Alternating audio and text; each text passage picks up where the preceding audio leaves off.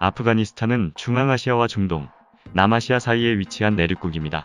이곳은 오래전부터 동양과 서양의 문명을 이어주는 교차로 역할을 해오던 곳으로 이렇게 지정학적 위치가 중요했던 만큼 고대부터 여러 민족과 제국들이 이 지역을 차지하기 위해 노력했습니다. 총 면적은 65만 제곱킬로미터로 남한의 6배가 넘으며 인구는 약 3,800만 명 정도입니다. 국토의 대부분이 600m에서 3,000m에 이르는 고산지대로 이루어져 있으며 주로 덥고 건조한 기후이지만 겨울에는 온도가 급격히 떨어지는 등 큰 기온차를 보여주고 있습니다.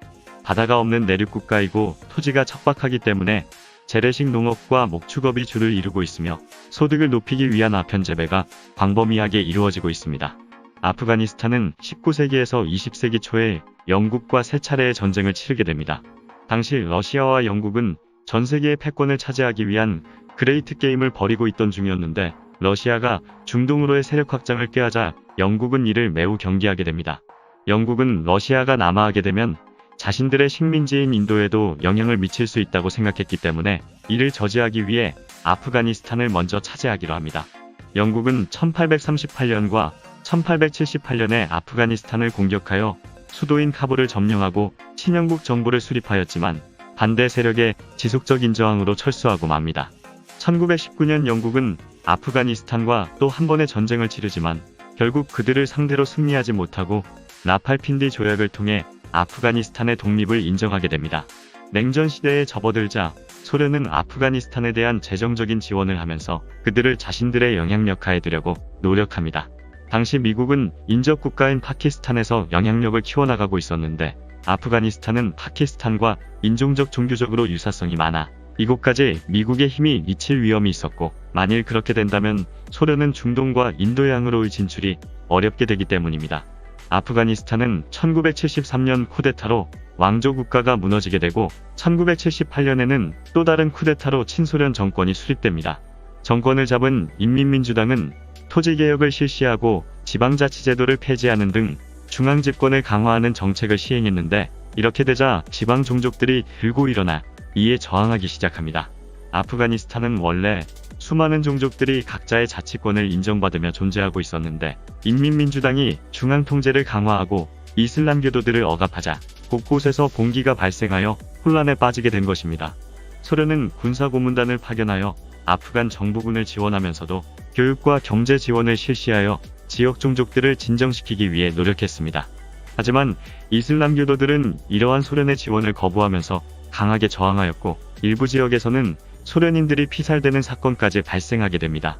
1979년 9월 전국이 혼란한 와중에 정권의 2인자였던 아민 수상이 쿠데타를 일으켜 대통령의 자리에 올라섭니다. 하지만 아프가니스탄의 내전 상황은 더욱 악화되었고 여기에 이란에서 이슬람 혁명이 일어나게 되면서 이슬람교도들의 저항은 더욱 확산됩니다. 상황이 이렇게 되자 소련 정부는 아프가니스탄에 직접 개입하여 혼란한 정국을 평정하기로 합니다. 당시 아프가니스탄과 인접한 타지키스탄은 소련의 연방국가 중 하나로 이슬람교도들이 다수 존재하고 있었는데 아프가니스탄이 이슬람화되면 이 영향이 타지키스탄에까지 미칠 수 있고 결국엔 중앙아시아 지역에 소련 연방이 해체될 수도 있다고 우려했습니다. 그리고 소련은 새롭게 대통령이 된 아민이 미국 CIA의 스파이라고 의심했습니다. 그는 미국의 파키스탄 대사를 개인적으로 수차례 만나기도 했었고 소련의 정보기관인 KGB의 권고도 계속 묵살해왔기 때문입니다. 소련은 다음과 같은 목표를 설정합니다. 수도 카불을 공략하고 공항 주변을 확보한다. 아민 대통령을 제거한다. 새로운 인물로 구성된 친소련 정부를 수립한다. 1979년 12월 25일 소련의 105친 공정사단이 60여 대의 수송기에 의해 수도 카불로 투입되었고 이어 경전차나 장갑차 그리고 1만 2천 명의 병력이 함께 공수됩니다. 그들은 공항과 정부기관, 그 밖의 주요 시설들을 신속히 점령하였고 미리 침투해 있던 KGB 소속 특수부대원 600명은 아민 대통령과 그의 친위대를 제거합니다. 소련군은 수송기와 트럭을 이용해 군대를 축차적으로 투입하였으며 아프가니스탄의 주요 도시들을 점령하고 군사기지를 구축했습니다. 이렇게 소련군은 침공 1개월 만에 아프가니스탄의 주요 거점들을 장악합니다. 아프가니스탄의 주둔하는 소련군의 전력을 살펴보면 보병사단 6개, 공정사단 2개, 전차연대 6개, 헬리콥터 대대 40개, 수송사단 2개이며 병력은 약 11만 명입니다. 주요 장비는 전차와 장갑차 1800대, 헬리콥터 1400대, 수송기 360대, 폭격기 1200대입니다. 소련군은 자신들이 설립한 아프가니스탄의 정부군과도 함께 작전을 했는데 그들의 전력은 전차와 장갑차 650대, 항공기 150대, 헬리콥터 100대, 병력 15만 명입니다. 이에 대항하는 반정부군 게릴라는 소총과 기관총, 박격포 등이 전부였고 그나마 위력이 있었던 무기는 소수의 다연장 로켓과 무반동총 정도였으며 병력은 약 10만 명이었습니다. 전쟁 초반 반정부군은 소련군과 정부군의 강력한 화력에 밀릴 수밖에 없었으며 큰 피해를 입고 산악지역으로 흩어졌습니다. 이렇게 전쟁은 소련군과 정부군의 압도적인 승리로 예상되었습니다. 1983년이 되면서 전쟁은 새로운 국면으로 전환됩니다. 미국은 소련의 영향력이 확대되는 것을 막기 위해 CIA를 동원하여 반군에 대한 자금 지원을 실시합니다. 여기에는 영국과 이스라엘 등 서방 세계뿐만 아니라 사우디아라비아와 이집트 같은 이슬람 국가들도 협력하였고 소련과 관계가 좋지 않았던 중국도 막대한 양의 무기를 지원합니다. 특히 중국이 지원한 63식 다연장 로켓은 소련군을 공격하는 데 효과적이었습니다. 사정거리가 10km 정도인 이 로켓을 고지대에서 발사하면 소련군에게 큰 피해를 입힐 수 있었고 이에 소련군과 정부군들은 병력을 집중하지 못하고 분산시켜 배치해야 했습니다. 반군들은 무기를 지원받으며 화력을 강화했을 뿐만 아니라 소련군을 상대하는 전술도 발전시켜 나갑니다. 그들은 소련군에 전면적으로 도전하는 방식을 버리고 기존 1000명 단위의 부대를 300명 단위로 분할하여 부대의 수를 증가시켰으며 곳곳에서 치고 빠지는 게릴라식 공격을 실시합니다. 반군들이 집중적으로 노렸던 것은 소련군의 보급품을 수송하는 트럭 행렬이었습니다. 아프가니스탄에는 바다가 없고 철도가 건설되어 있지 않았기 때문에 보급품을 수송할 수 있는 수단은 트럭밖에 없었습니다. 여기에 트럭이 다닐 수 있는 수송로는 길고 좁은 산길이어서 반군들은 선두와 후미의 트럭을 공격한 후 가운데에서 고립된 트럭들을 공격하여 적을 사살하고 보급품을 노획하는 전술을 사용했습니다.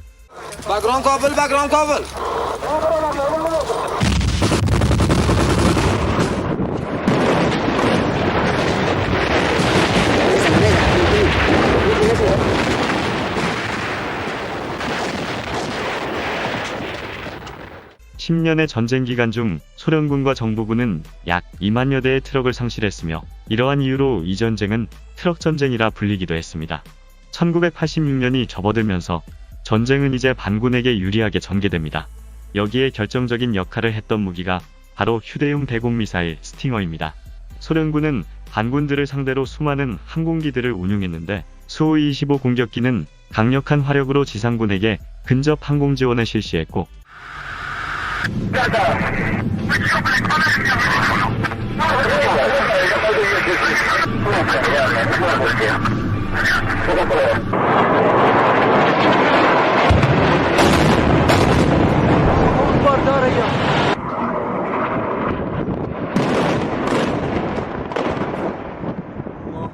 제트 공격기가 커버하지 못하는 부분은 Mi-24 공격 헬기가 저속으로 비행하며 반군들에게 공격을 퍼부었습니다.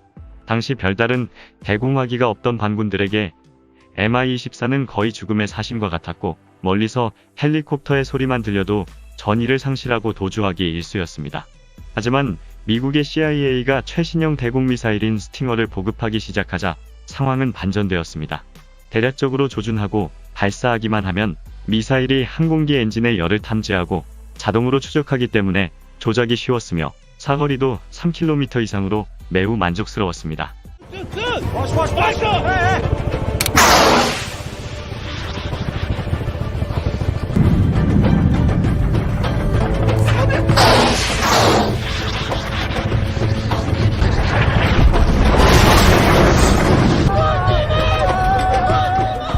이러한 스팅어 미사일의 영향으로 소련군의 Mi-24는 아주 고고도로 비행하거나 100m 이하의 저고도로만 비행할 수 있었으며 적을 발견한다 하더라도 1.5km 이상의 원거리에서만 사격해야 했기 때문에 명중률이 떨어졌습니다. 전쟁 기간 중 소련군은 300대 이상의 헬리콥터를 상실했습니다. 지리멸렬한 전투가 지속되고 희생자들이 늘어가자 소련 지도부는 점차 지치기 시작합니다. 이 전쟁은 특별한 전선도 존재하지 않았고 계속해서 충원되는 반군들을 완전히 소탕할 수도 없었습니다. 또한 군대를 유지하기 위한 자본이 지속적으로 투입되면서 소련 경제에도 악영향을 미치기 시작합니다. 소련의 정권을 잡은 고르바초프는 소련 군부에 1년간의 시간을 주며 반군을 괴멸시키지 못한다면 전쟁을 끝내겠다고 경고했지만 별다른 진전이 없었습니다. 결국 1988년 휴전협정이 체결됩니다. 협정 내용은 다음과 같습니다. 아프가니스탄에 관한 모든 외국의 간섭을 정지한다. 아프가니스탄 정부와 파키스탄은 상호 무력 행사를 중지한다. 아프가니스탄에서 소련군은 완전히 철수한다. 이듬해인 1989년 소련군이 아프가니스탄에서 철수하자 이제 남은 것은 정부군뿐이었습니다. 정부군은 그 숫자만 보았을 땐 반군들보다 많았지만 전쟁 기간 내내 보잘것없는 전투력을 보여주었으며 소련군의 감시가 멀어지면 반군에게 투항하거나 무기를 빼돌려 팔기도 했습니다. 결국 소련군의 철수와 함께 정부군은 붕괴되었으며 이제 상대할 적이 사라진 각 지역의 반군들은 정권을 차지하기 위해 또다시 서로를 상대로 내전에 돌입합니다. 이 전쟁으로 인한 소련군 피해는 전사자 1만 4천 명, 부상자 3만 5천 명이며 항공기 1200대, 장갑차 2000대, 수송 차량 2만 대를 상실했습니다. 아프가니스탄 정부군의 피해는 정확한 집계가 없으며 대략적으로 전사자 4만에서 6만 명, 부상자는 9만에서 18만 명입니다. 반군의 피해 또한 집계가 정확하지 않으며 유엔의 조사에 따르면 아프간인 사망자가 90만 명, 부상자가 200만 명이며 약 550만 명의 난민이 발생한 것으로 나타났습니다. 소련이 아프가니스탄 침공에 실패한 원인은 반군에 대한 국제사회의 지원, 소련군의 병참선 유지 실패, 반군의 게릴라전을 들 수 있습니다. 미국을 포함한 국제사회는 파키스탄을 통해 엄청난 액수의 자본과 무기를 지원하면서 반군들을 무장시켰고 이렇게 든든한 지원이 있었던 반군들은 10년 동안의 전쟁 기간을 버틸 수 있었습니다.